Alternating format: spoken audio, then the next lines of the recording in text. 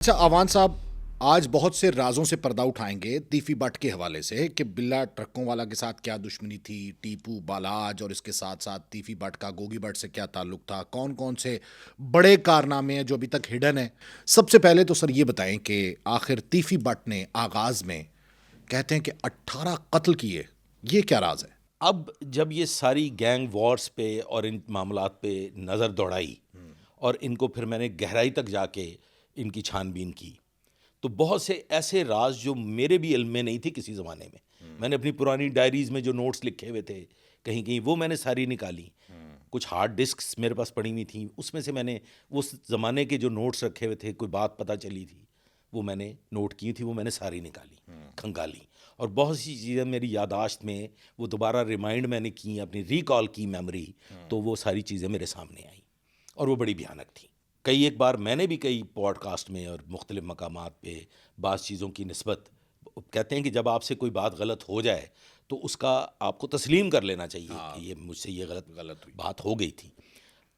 آج آپ سے جو گفتگو کرنے جا رہا ہوں وہ بڑی ہی سالڈ الحمدللہ، کیونکہ اس پہ میں نے کم و بیش 15 سے 20 لوگوں کے ساتھ کراس ویریفائی کیا ہے. ہر ایک بندے سے فزیکلی ملنے کی کوشش کی، اگر مل نہیں سکا ٹیلی فونیکلی اس سے گفتگو کی، اور جو اس میں متعلقہ لوگ تھے، جو کبھی تفتیش کرتے رہے، جو ریڈز کرتے رہے، ان لوگوں سے بھی رابطہ قائم کیا. ٹھیک ہے، تاکہ ہمارے پاس حقائق آئیں اور جیل کی حد تک بھی میں نے تمام معلومات حاصل کی. ٹھیک ہے، تو آغاز کرتے ہیں یہ 18 قتل. ایک تو یہ ذہن میں رکھیے سر، تعریف گلشن عرف تیفی بٹ جس کا نام ہے نا جی، وہ ایک انتہا درجے کا آخری ڈگری جسے وہمی کہتے ہیں نا جی، وہ وہمی آدمی تھا. ٹھیک ہے، کسی پہ یقین نہیں کرتا تھا، چڑھتے سورج کا پجاری تھا.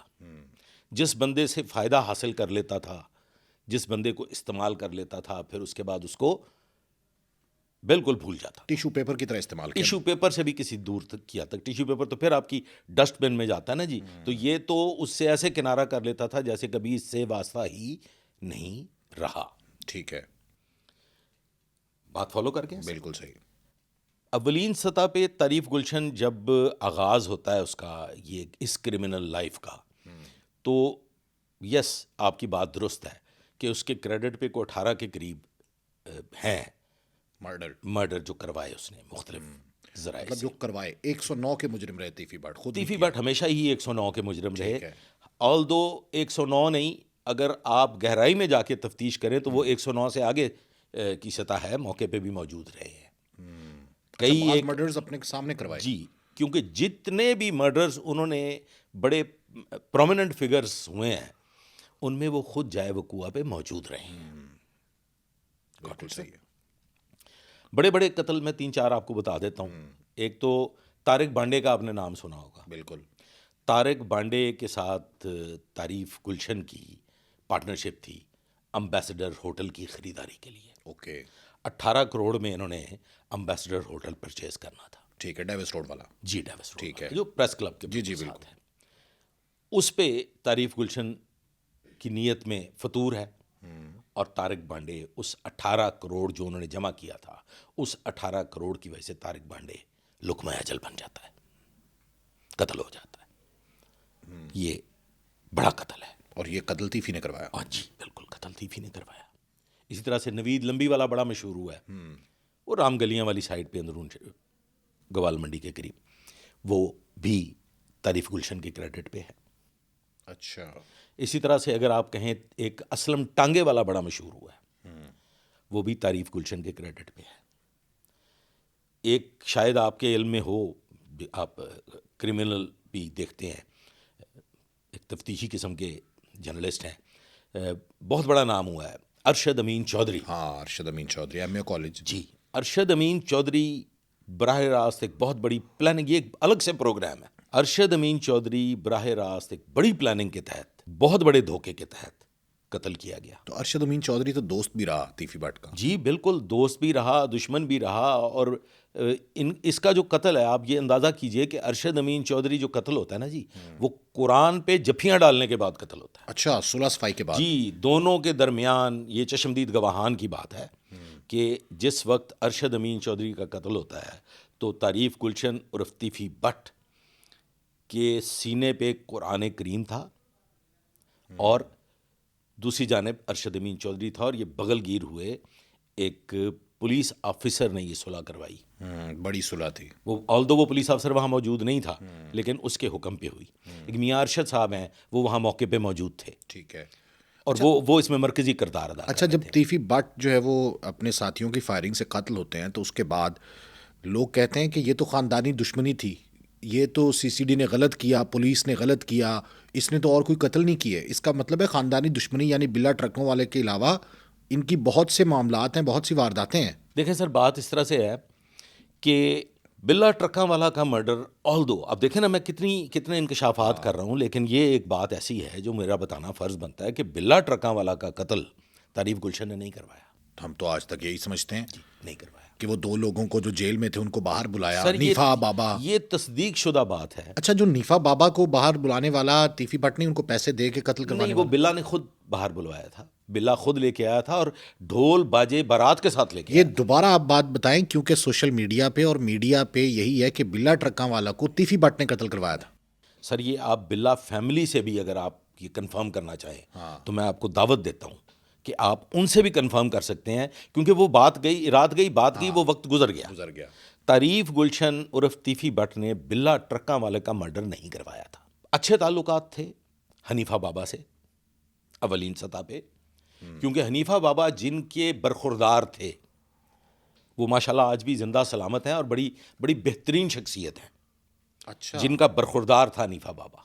میں آج آپ کو ایک انکشاف کیے دیتا وہ بھی ہوں. زندہ ہے ان کے والد؟ نہیں، والد نہیں، وہ ایک شخصیت جو جن کے وہ برخوردار تھے، جن کے وہ بچے تھے، ٹھیک ہے، پالکے تھے، جو سرپرست تھے. مطلب میں آپ کو یہاں ایک انکشاف کیے دیتا ہوں کہ حنیفہ بابا کو میں کیسے جانتا ہوں. ہاں، حنیفہ بابا، ہماری پوسٹنگ تھی CIA کوتوالی. ٹھیک ہے. طاہر عالم خان سابقہ IG اسلام آباد، رانا منیر DSP ریٹائر ہوئے، ہم سارے کے سارے CIA کوتوالی میں پوسٹڈ تھے. ٹھیک ہے. اور CIA کوتوالی کے ساتھ ایک دفتر تھا، میں نام نہیں لیتا، وہ بالکل CIA کوتوالی کے پاس ہی دفتر تھا، اور وہ بزنس کرتے تھے یہ ماربل کا. ٹھیک ہے. ماربل پاؤڈر ہوتا ہے نا جی، اس کا بزنس کرتے تھے، جو بلڈنگ کنسٹرکشن اور مختلف رنگ وغیرہ بنتا ہے اس میں وہ استعمال ہوتا ہے. ٹھیک ہے. تو ہم دوپہر میں جب کھانا ہوتا تھا تو اس دفتر میں ایئر کنڈیشنر تھا، ہم وہاں وقت گزارتے تھے. اوکے. دوپہر کا کھانا وہاں بیٹھ کے تسلی سے کھاتے تھے اور پھر اس کے بعد اپنے کام میں مشغول ہو جاتے تھے. تو حنیفہ بابا اس دفتر میں ٹی بوائے کا کام کرتے تھے. اچھا، CIA کوتوالی کے ساتھ جو دفتر بالکل پاس قریب ٹھیک ہے. دفتر تھا. یہ اس دور کی، مطلب میں حنیفہ بابا کو اس زمانے سے جانتا ہوں کہ وہ بالکل ٹی بوائے کا کام کرتے تھے، اور ہمیں بھائی جان کہہ کے بڑی عزت کرتے تھے اور بڑے احترام سے ملا کرتے تھے. ٹھیک ہے. اس کے بعد جب میں نے حنیفہ بابا کی نسبت سنا کہ وہ کتنے بڑے بدماش بن گئے، اور وہ یقیناً وہ بہت بڑے شوٹر بھی بن گئے، بہت بڑے بدماش بھی بن گئے، اعلیٰ درجے کے عیاش بھی بن گئے. تو جب میں نے پہلی مرتبہ سنا تو میں بھی ایک مرتبہ چونکا کہ یہ وہی یہ کیسے ہو سکتے ہیں، کہ یہ حنیفہ بابا وہی ہے. اب آپ یہ ذہن میں رکھیے کہ حنیفہ بابا آخری وقت تک بھی وہ جو شخصیت ہے ان کے وہ خدمت گزار رہے. ٹھیک ہے، بالکل صحیح ہے. ان سے بھی تصدیق کی جا سکتی ہے. اگر آپ کہیں تو میں آپ کو نام نہیں لیتا، لیکن میں فزیکلی آپ کو ملوا دوں گا اور وہ میری بات کی تصدیق کریں گے.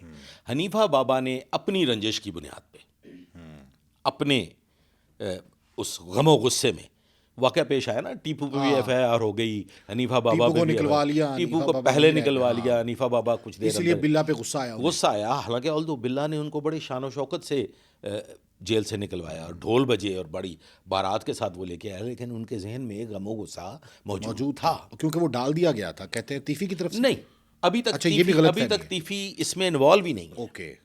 حنیفہ بابا نے بلا کا مرڈر، دیکھیں سر، یہ جو کرمنل مائنڈ سیٹ ہے نا سر، اس کا آپ کو کچھ پتہ نہیں چلتا کہ انہیں کس وقت کیا چیز جو ہے وہ زہر قاتل کی طرح چبھ جائے اور پھر وہ پوری زندگی نہیں نکلتی. وہ زہر آپ کی رگوں میں سرایت کر جاتا ہے اور وہ نہیں نکلتا. بالکل صحیح. میں نے آج تک دشمنیاں ختم ہوتے ہوئے نہیں دیکھی، بڑھتے ہوئے دیکھی ہیں.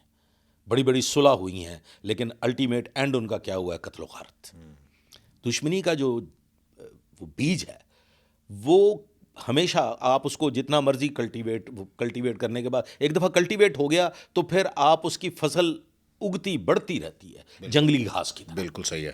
اچھا، ان کا شاندار استقبال کیا گیا، ان کا شاندار استقبال کیا گیا، لیکن اس کے باوجود حنیفہ بابا نے बिल्ला ट्रक्का वाला का मर्डर किया।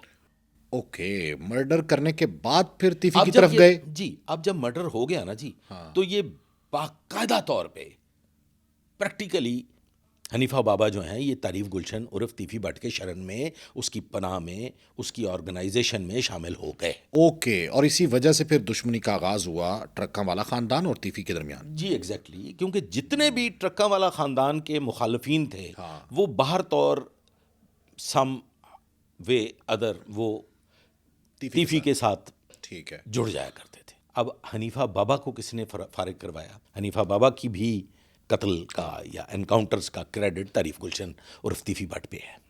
अच्छा, तो हनीफा बाबा कितना अरसा उनके हनीफा पास रहे और वो उससे काम लिए होंगे? जी बहुत काम लिए। हनीफा बाबा अब उसके सर को आ गए थे। हनीफा बाबा अब उसके लिए दर्द सर बन गए। उसके कद काट के बराबर आने की उसके कोशिश कर कद रहे काट से ऊपर जाने की कोशिश कर रहे थे ओके। और उसे भी शदीद।